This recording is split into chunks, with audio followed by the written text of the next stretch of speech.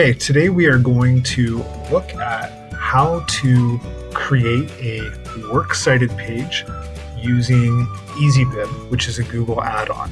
Works Cited page is necessary to show where we got all of our information, and it's really important to document it properly. Okay, how do I create my citations using Google Docs? So you're in your doc and you're going to go to add-ons, get add-ons, and then you'll find EasyBiB. You're going to click on EasyBiB, and then it'll just ask you to use your GAPS account to log in and install, and just keep hitting continue to let it do what it wants. It's going to ask for access. We want to say yes. So then what we're going to do is select book or website. Right now I'm just going to focus on website. I'm going to do another video to show you how to actually use a book for this, but let's just say it's a website.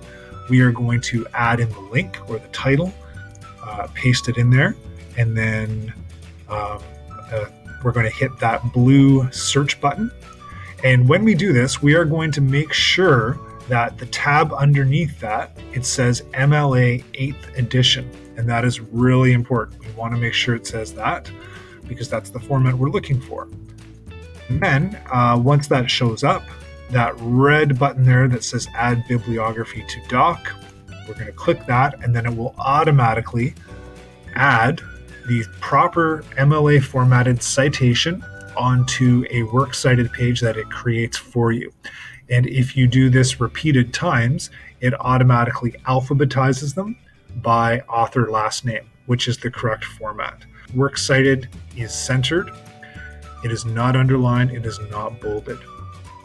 Entries are in alphabetical order, but EasyBiB will do that for you.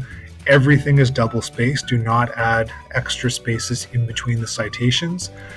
Each one ends with a period, and each one is indented on the second line. But again, EasyBiB does that for you.